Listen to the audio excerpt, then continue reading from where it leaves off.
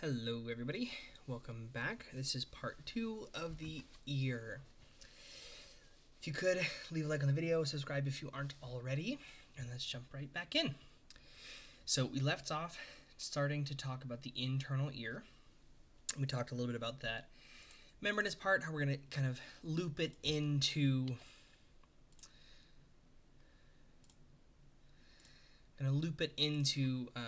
the bony labyrinth. So the bony labyrinth, this is the protective framework for the delicate sensory structures within the inner ear, so specifically those membranous labyrinth type structures.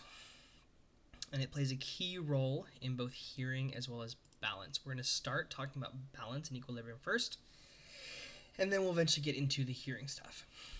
So the main structures we're going to look at, the vestibule, the semicircular canals, and then the cochlea.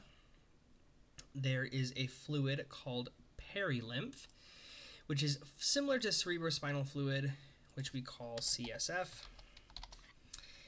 It provides cushioning, helps transmit sounds and vibrations, as well as the movement signals to the different sensory structures in the inner ear. Little note here, perilymph is high in sodium and low in potassium. We're going to see another structure called endolymph, and this is high in potassium and low in sodium. I mentioned those here now. I'm going to mention both of them a couple of times. This is a test question that they really like to ask, and we'll see why it's important in a little bit. So balance and equilibrium. Starting with the vestibule. So this is our central egg-shaped cavity of the bony labyrinth. So if we were to draw it right on here, splits, that's the cochlea above. That's all the semicircular canals. It's this whole chunk right here in the center. And it contains two membranous sacs, part of that membranous labyrinth, the saccule and the utricle. We're going to talk about those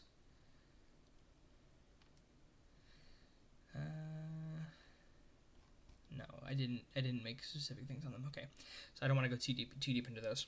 The things to remember about the saccule and the utricle, they are continuous. The saccule is continuous with the cochlear duct. The utricle is continuous with the semicircular canals. And these are responsible for actually detecting and transmitting information on acceleration. So the saccule's job is to detect vertical acceleration, like going up and down in an elevator. So you know that feeling that you get as soon as you start going upwards, almost like a little pit in your stomach, just really briefly, that kind of feeling. Hopefully it's not just me that gets that feeling. But anyways, that is the part of the saccule activating in order to prep your body. So essentially it realizes, hey, we're accelerating upwards. It sends that signal to the brain saying, hey, this is the direction that we're going. And your brain automatically sends information to a lot of your postural muscles in order to prep and prepare in order to maintain equilibrium under that specific acceleration.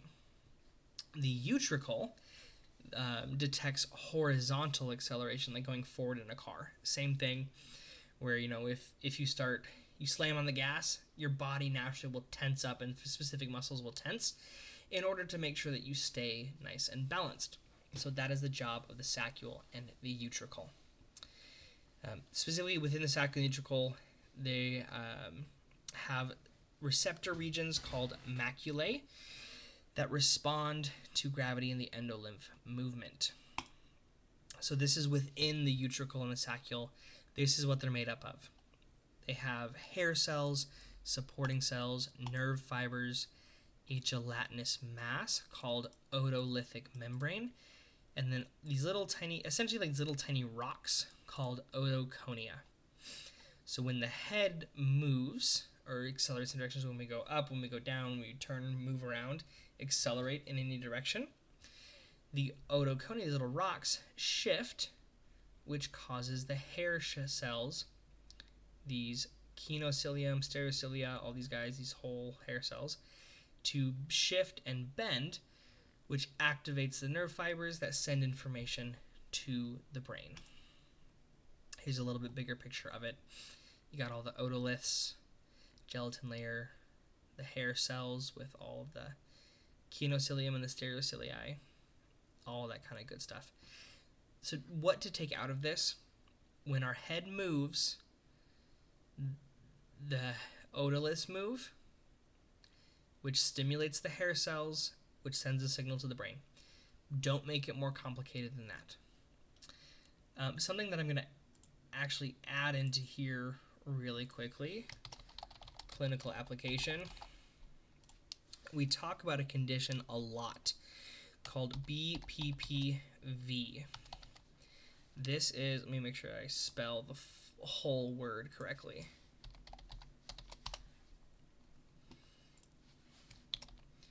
Benign, there it goes, paroxysmal positional vertigo. This is a disease or condition that's caused by one of these little otoliths or otoconia. Otoliths, otoconia, same thing. An otolith pops loose, which can happen with age, and makes its way into the semicircular canals. As we move, it stimulates hair cells in the canals that it isn't supposed to stimulate. And the brain gets confused.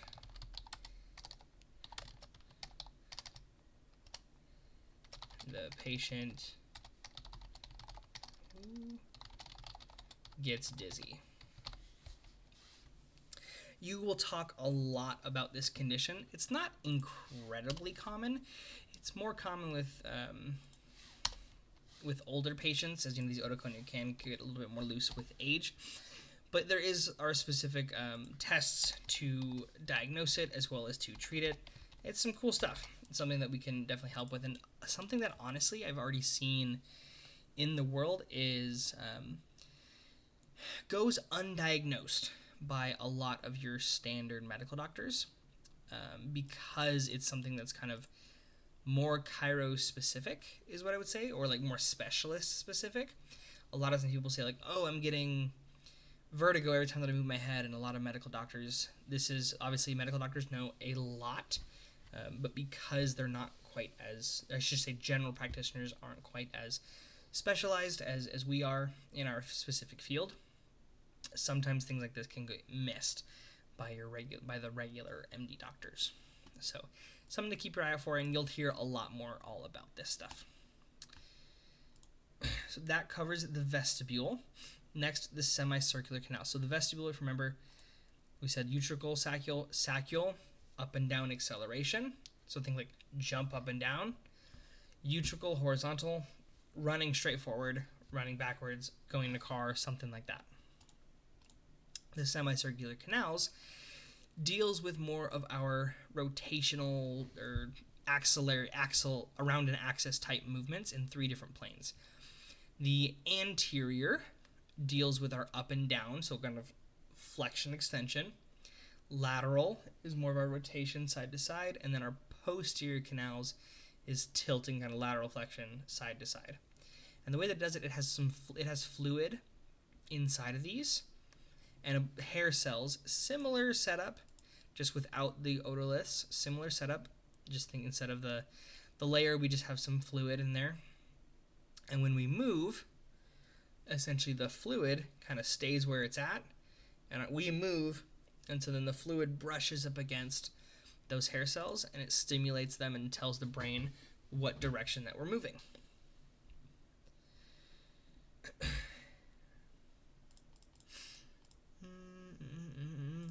And one of the big chunks that allows us to do this, the specific region that's telling us within the semicircular canal about our movement, is this area called the ampulla. So at the base of each of these canals, The equilibrium receptor region is called the crista ampullaris. And I've kind of really broke this one down for us. So in each of the ampulla, there's one crista ampullaris. It's composed of hair cells, which are the sensory part, and then some supporting cells. It detects the angular or the rotational movement of the head, depending on which part of the canal we're referring to. The hair cells have stereocilia and a single kinocilium, which is very similar to what we saw in the macula. And when the head rotates, the endolymph moves, bending the stereocilia. The bending generates nerve signals that are then transmitted to the brain via the vestibular nerve. The cupula is compared with this. It's a gelatinous dome-shaped structure that sits atop the crista ampullaris. It's anchored to the walls of the ampulla, and it acts as a mechanical barrier that bends in response to movement of the endolymph. So this is to protect this specific structure, make sure that it's safe as it does its job. All of this chunk, so the vestibule, saccule, utricle, that acceleration, as well as the semicircular canals, the macula, as well as the crista ampullaris, all of those structures, they all send nerves into the vestibular branch of cranial nerve 8. Now the hearing portion, we have the cochlea. This is a very small spiral conically bony chamber, conical bony chamber, the size of a split pea, so very, very, very small. It extends from the vestibule, kind of reminds me of like a snail's shell, and it coils around a bony pillar called the modiolus. This is the modiolus. It's the idea of this bony little pillar. It contains the cochlear duct. Again, that's part of the membranous portion, which houses the spiral organ, also known as the organ of Corti, and then eventually ends at the cochlear apex. So this is the cochlea. So if we were to take a slice off of this, anywhere point of this, so if we were to unroll it, stretch it all the way out, and then slice it, this is what it looks like. We have 3 different chambers: the scala vestibuli, the scala tympani, and then the scala media, aka the cochlear duct. We're going to talk about each of these because they each have an important function. The scala vestibuli is the uppermost chamber, and it starts at the oval window. What was important about the oval window? Remember, that is where our stapes, one of our auditory ossicles, connects to the cochlea. So we get, I'll cover all this again, but we get noise coming funneled in through the auricle, goes in through the external acoustic meatus, it hits the tympanic membrane, that vibrates. Those vibrations continue through the bones, and then the stapes continues the vibrations through the oval window, and those vibrations continue through the perilymph of the scala vestibuli.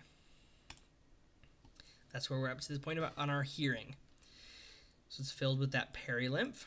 It transmits sound vibration from the oval window to the cochlear duct, part of our membranous portion.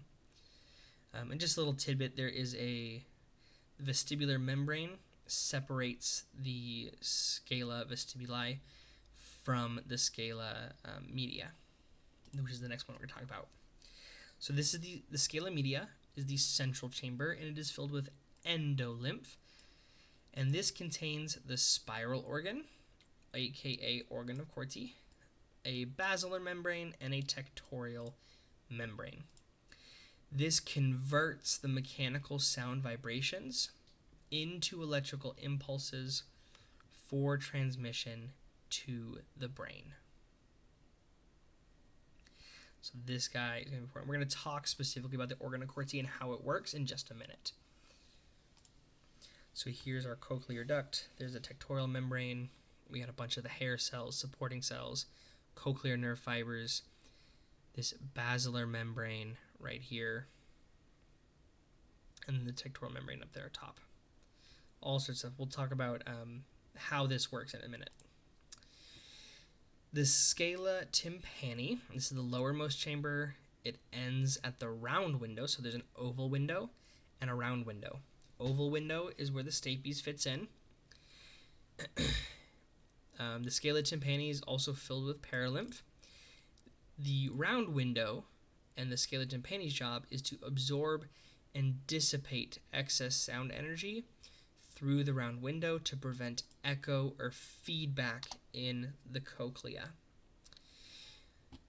And it does this so they're actually connected at the apex. It's called the helicotrema, the apex of the cochlea. So this was all wrapped up. You can see it's wrapped up. There's the apex right there. And these two channels, are connected with each other. It's a little bit more complex than this. I included down below a little bit more kind of how it actually works with a little bit more detailed information. I don't want to get too deep into it. What you need to know, it's filled with perilymph, and it absorbs and dissipates the excess sound energy to prevent that echoing and feedback. So I don't want to get too much deeper into it because, again, this isn't this is a little bit outside of our wheelhouse as far as needing on our need to know. But if you're interested, you can always dive deeper into that. Here is another picture of all those different structures coming in. Last one is everything a little bit more labeled. And finally, we'll talk about the spiral organ, or the organ of Corti. So the spiral organ contains cochlear hair cells, and if we've learned anything up to this point, we know that the hair cells are what are responsible for a lot of our picking up and creating the different signals to go to the brain for our brain to process them. So we have hair cells, and these are actually sandwiched between the tectorial and basilar membranes. So we have the basilar membrane, tectorial membrane, and we have our hair cells in between the two of them. They are functionally arranged. So there's one row of inner hair cells and then 3 rows of outer hair cells. This first little chunk right there, that's really what you need to know for this course. But I went ahead and I broke it down a little bit further in here as well. I'm not going to cover all of this right now just because it's not super necessary. But if you want to get more into it, you definitely can. So the vestibulocochlear nerve, specifically the cochlear branch, connects the hair cells to the brain, and it transmits the auditory signal from the spiral organ to the auditory cortex in the brain for sound processing. So the perilymph, everything, it carries the vibrations transfer, the vibrations come through. The tectorial membrane will vibrate the hair cells, will pick up on the different movement vibrations, and this sends the signal, and the brain converts and interprets that as sounds. This is kind of the whole thing. So how this works step by step so you get a better understanding of it. So sound waves cause the basilar membrane to vibrate, displacing the hair. I misspoke just a second ago. Not the tectorial membrane, the basilar membrane. The basilar membrane is what vibrates. So the basilar membrane vibrates, displacing the hair cells. The tectorial membrane bends the hair cells. The bending of those hair cells opens ion channels, which leads to influx of potassium from the surrounding endolymph. That's why it's important that the endolymph be high in potassium.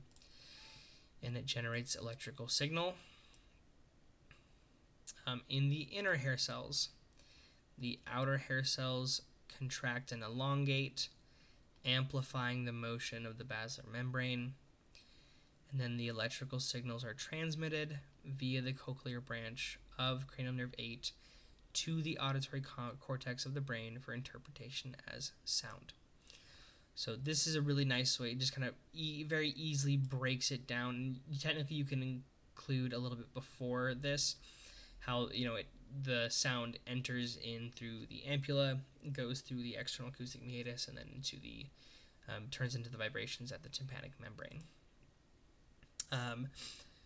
Something else that I actually forgot to add into here.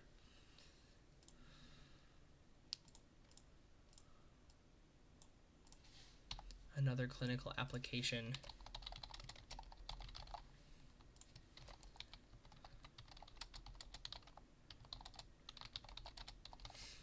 So everything beforehand, so we think about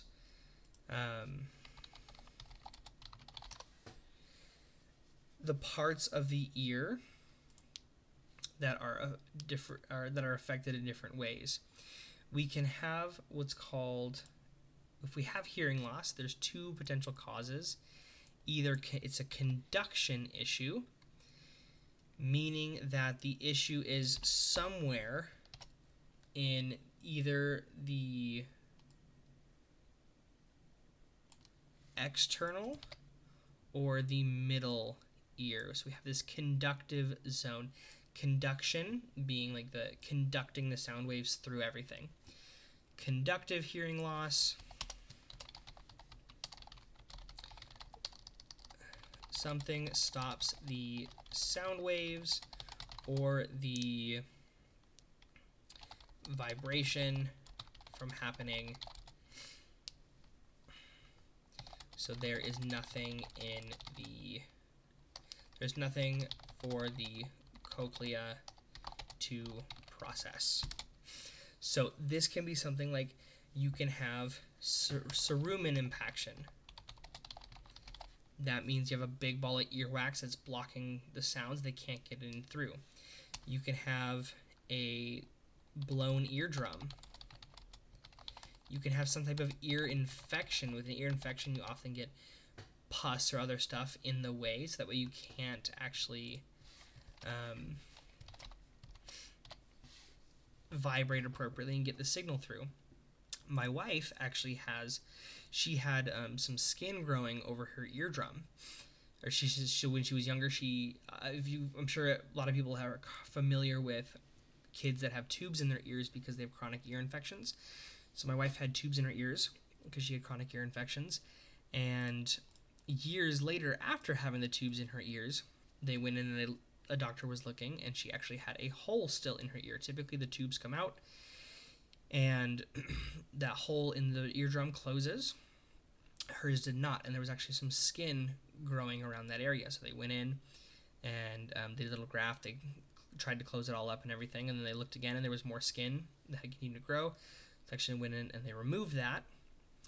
They were supposed to do a follow-up, but they didn't end up doing a follow-up the way that they were supposed to.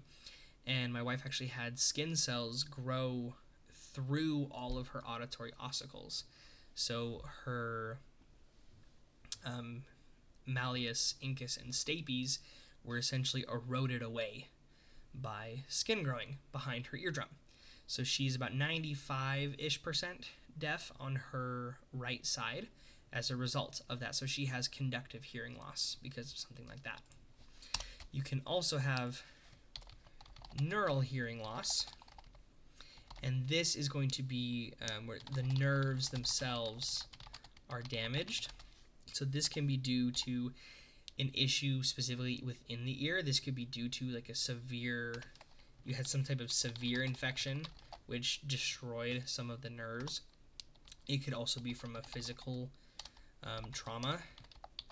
The ear was hit hard enough that something severed or damaged the nerves. It can also be some other type of brain issue where you would see neural hearing loss. You don't need to know all of this for this specific exam. However, this is going to come up, and you will see a lot of stuff on the ear again in future courses. So good to introduce it here.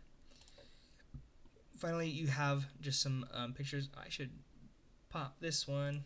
Sorry, this one should be actually in the eye lecture. So I'm going to move that one over to here. There we go.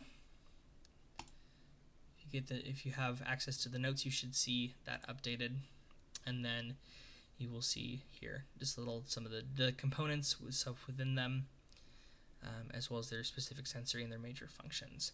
So that is the ear. Thank you so much for watching. Hope you enjoyed. Hope you have a wonderful day, and good luck studying.